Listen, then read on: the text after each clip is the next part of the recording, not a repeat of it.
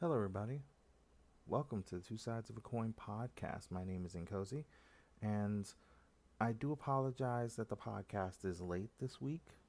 I had a lot of work on my plate, so I have been able to plan or go out and do things as I normally would.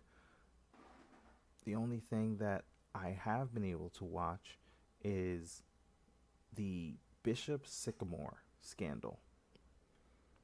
And of course, you remember this scandal from the famous 2021 high school football game where one team lost really big, and the more we found out about the team that lost big, the more questions we had.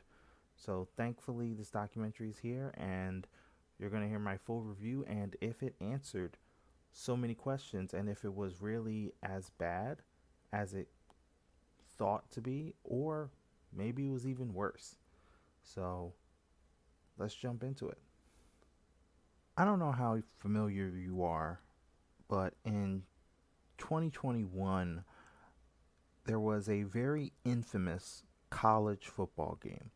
This game took place where it was IMG Academy, which is considered one of the best football schools in the country. This football high school sends a lot of its students to Division 1 schools, and a good number of them end up going to the NFL. And it was facing off against this supposedly other school that had a lot of Division 1 prospects and was also going to send students to Division 1 schools in the NFL, and this school was called Bishop Sycamore. Now, the big thing is this game did take place, and the end result was one team looked great. One team looked terrible.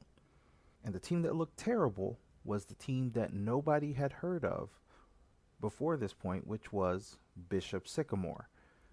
They lost that game 58 to nothing. In fact, it was so bad that it prompted people to look into Bishop Sycamore. And the more people looked into it, the closer they looked into it, the more they found that was disturbing. They found that this school that was supposed to be this big football school was not a big football school. Not only was it not a big football school, it in fact wasn't a school because no classes were taught, no teachers were hired. The students were just there to play football, and it's not even right to call them students because some of them weren't even high school age. Some of them were 20, 21, 22 years old playing against actual high schoolers, and they got their butt whooped 58 to nothing. Actual high schoolers, and they got their butt whooped 58 to nothing on national TV. Now, after this, many people talked about it. Many people wondered what was the story behind this. And I think a lot of people focused and they said this would make a great documentary because people just wanted to know how could something like this, how could a fake school get on ESPN and really just push the envelope when it came to this school is out here parading itself as something it is not. In BS High, we get a lot of answers to those questions. And one of the biggest ones we find out is that we didn't even scratch the surface in the knowledge we had in 2021 of what was going on at the school, how bad things were, and of its mastermind, the head coach of the school, whose name was, of course, Roy Johnson. So, let's really dive deep into this documentary, BS High. This documentary is fascinating in so many ways. The problem is, none of those ways are actually good for any of its subjects. The documentary starts where it talks to Roy Johnson, and one of the first things you hear him say is, am I a con man, or do I look like a con man? Which, if you are accused of what he has been accused of, yeah, you kind of do. And the documentary just goes in a weird place from there. Because for the first, I would say 15, 20 minutes, he comes across as somebody who is a little likable. He is someone who you could see why people would enjoy being around him until you actually take a closer look. Because something about him just, maybe it was just me, but it sets off an alarm in your head, especially if you've ever been ripped off or you know people who rip people off. It sets off an alarm in your head, and you're just saying, something isn't necessarily right about this. Something something doesn't add up here.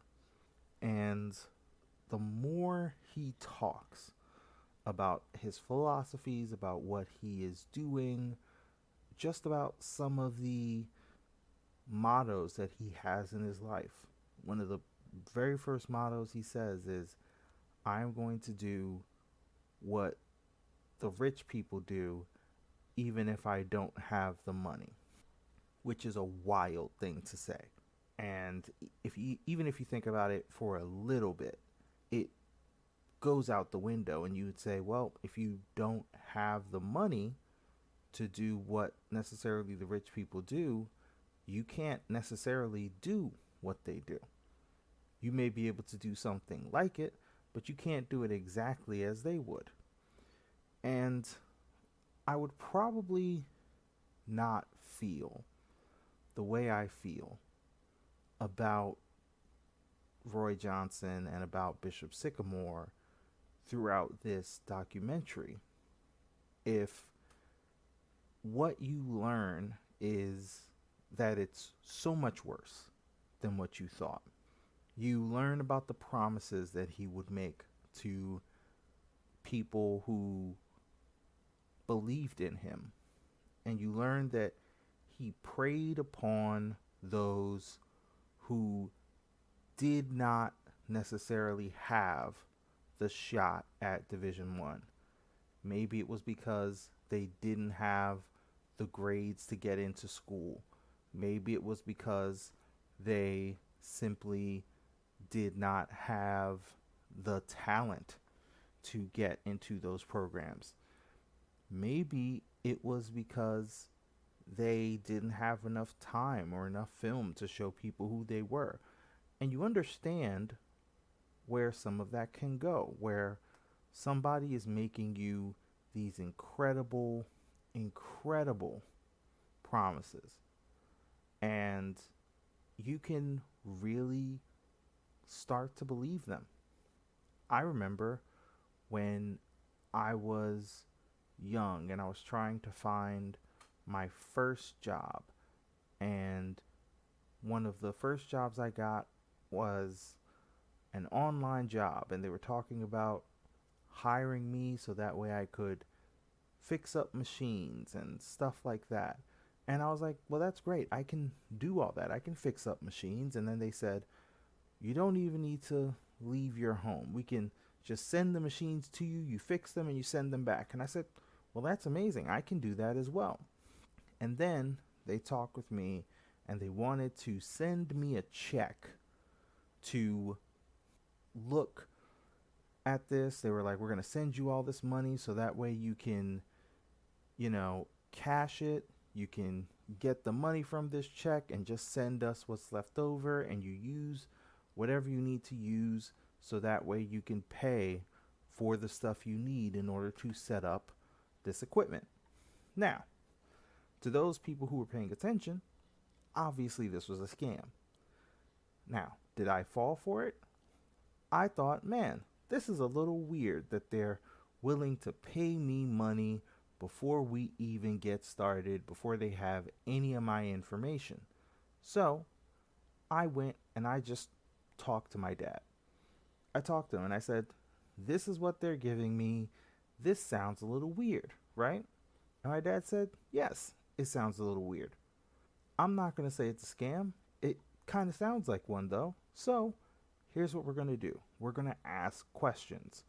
We're going to give them, hey, this is what we need so that way we feel comfortable doing any of this because this seems a little weird and I don't know any job that would do something like this." Obviously, they didn't reach back out after I started asking questions and really trying to dig deep into what was the goal of this thing, and it never went anywhere. So I was not scammed. This is true. But I can understand where people get scammed. I was trying to find a job and I was very desperate. I wanted to start working so that way I could make my own money, so that way I wouldn't have to live with my parents at the time, so that way I could stand on my own 2 feet. So I can understand where people can get scammed. It's the desperation of wanting to believe that when you're in a bad place, that someone actually cares about you. Not only do they care about you, but they're willing to give you the opportunity that you need so that way you can build yourself up and move forward and finally be successful. And that is where this documentary, just as good as it was, that's where it really started to eat away at me. It ate away at me because Roy Johnson truly did not care about these children. He truly didn't. And you can see it in the way that he treated them and in the situations that he put them in. They would show you how, since he is a con man, let's make that pretty clear, he really is, he would have situations where he would go to hotels, rent out rooms for the kids for 90 days and would never pay. So they would be kicked out of hotels left and right. Also, what you found out was some of those evictions were in the names of some of the Bishop Sycamore students instead of in Roy Johnson's name. So he was using these kids' information so that way he could do these things. When they when the kids met up after their parents left, he had them fill out documentation so that way they could get all their personal information: social security number, date of birth, full name, address. One of the students found out that when they looked up their information, they found out, hey, you have PPP loans taken out in your name.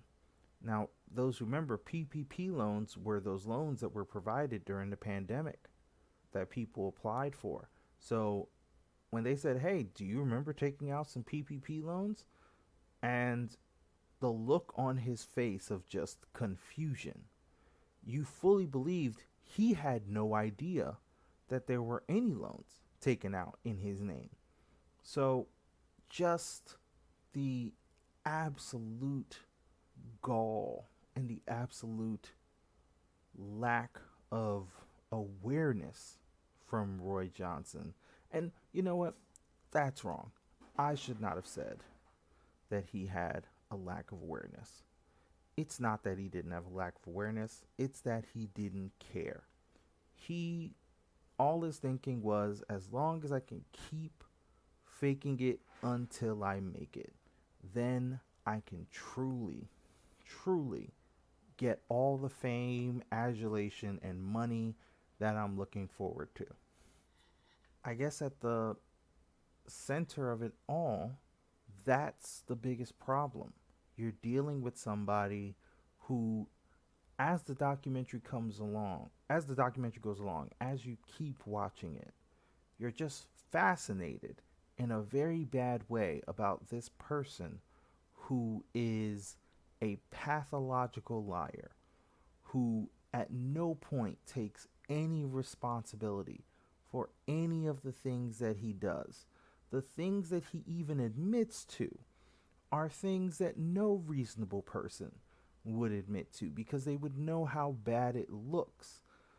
In certain ways, almost it's so intriguing to understand why he is saying the things he's saying. He admits when one of the students makes a claim that he ran over a gaggle of geese, which a gaggle of geese is just more than one geese when they were in the road, and that he sped up and ran them over. When they ask him about it, he says, yeah, I ran over a geese and there were more than one there, so I guess that counts as a group of geese, which is a wild thing to say. You could just say, no, I didn't do that. That's a lie. I didn't do that. And he just admits it. He goes out of his way and says that he's the most honest liar that you know, and that he won't lie about things that can be proven, which is so just a perfect way to encapsulate everything about this guy, in that he will say and do anything in order to get what he wants, in order to move forward, in order to not be stopped. And in certain ways, those characteristics could be admirable. It truly could. It could be admirable on a person with a little bit more morals. It could be admirable on a person with a lot more drive and a lot less of an ability to just rip off every single person that he knows and is connected to him. All those things could be good. The problem is the more you learn about what he was doing with the kids and how he was treating them, and how none of this was matriculating down to the most vulnerable group, the group that looked up to him, the group that trusted that he was telling them absolutely the truth. That is when this documentary really just gets to the heart of it. It gets to how exploitive this guy is. And it just made you hate the main character, and I don't use that term lightly. He comes across as truly a just this figure that you don't trust. You don't believe a single word that's coming out of his mouth after a while. And as interesting as he is, you just see the destruction that's left in his wake, and you just you can't look away. It's like looking at a car wreck. You can't look away even though you want to. And the biggest problem is the lives he's wrecking are people who are either too young to really do anything about it, or they're just getting started in their adulthood, and he's putting them so much on the back foot, and it just comes across that he doesn't care. He is the victim. He's the winner because we're all talking about him, which is true. We are talking about him. Also, another thing that I really like about this documentary is at this point, the documentary takes a turn and it talks about sports in general, about high school, and even a little bit college sports. How the difference between Bishop Sycamore and IMG is not as big as you would think. Where Bishop Sycamore is a scam because it did not try and teach those kids in any way, shape, or form. It didn't try and get them to graduate. It did not try to get them into the big schools. The only thing it tried to do was to push forward the agenda of one person who people wanted to believe so badly, and at every single step of the way was just not ever trying to actually do right by the people in this documentary. It shows that while Bishop Sycamore and Roy Johnson was really trying to do that, they're not that different from IMG. They are both schools where they focus on athletics first and academics are secondary. The only difference is IMG has the money, the connections, and the infrastructure to actually do that job successfully. Now, do I think if Bishop Sycamore had the money, the infrastructure, and all of that, that they would be able to do that? No. Nothing in this documentary leads you to believe that their only stumbling block was that they did not have money. Nothing in this documentary leads me to believe that. Everything in this documentary believes that Roy Johnson wants the spotlight, he wants the fame, he wants something. The only problem is I just don't know what it is. And he's willing to do a lot of shady things in order to get it. He's willing to do things like, hey, I'm going to rip off grocery stores by ordering a whole bunch of rotisserie chickens under a fake name, not purchasing them, then showing up at the end of the day and buying them for pennies on the dollar because they had to get rid of it today because they cooked them today. Which, this is the kind of person that you're dealing with. And these are not even stories that the investigators are finding out. These are stories that he tells people. So it this documentary did a great job in showing how exploitive the people at the top of Bishop Sycamore, the fake high school, were.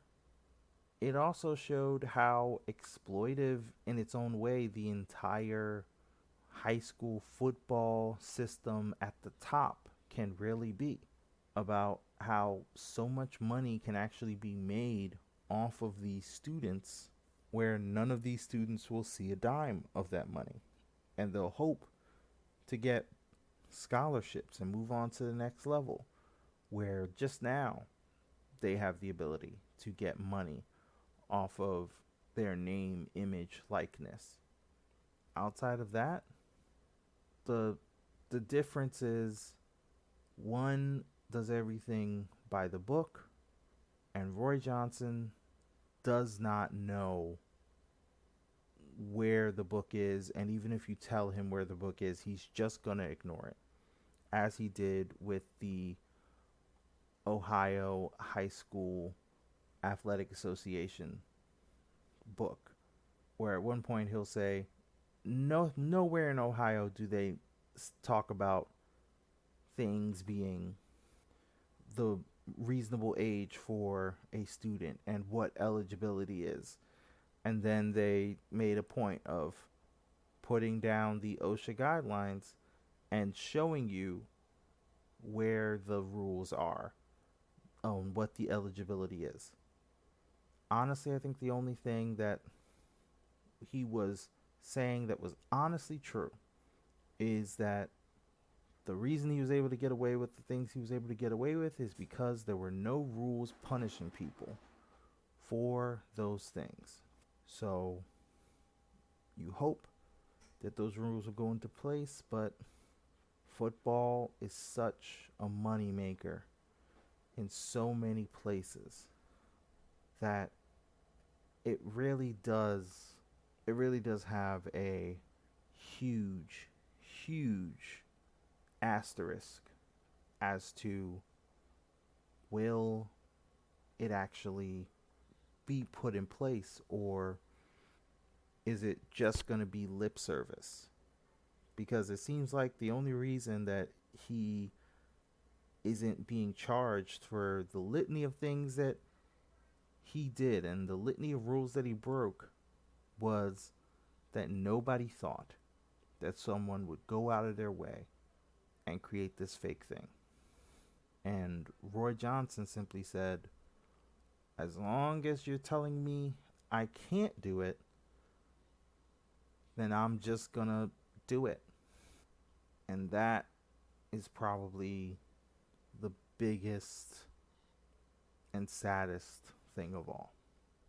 But in regards to the documentary, in terms of the quality, everything like that, in my review, this is a fine dining. The documentary was very well done. It seems like the documenters did their research. These are actually the two directors from the skit or the short film called Two Perfect Strangers, where this is, it's really good. I really think everybody should see this documentary because this is such an interesting look into the mind of a con man and also into college football and how exploitive that environment actually can be. And when it's truly at its most exploitive, the people that are getting hurt aren't really the adults, it's the kids. It's the people who are trying to move on and have a better life. And that, I think, is the biggest tragedy of all. But let me know what you guys think. Let me know if you agreed with any of what Coach Johnson says. And if you do, please let me know why, because that's some mental gymnastics that I can't go through.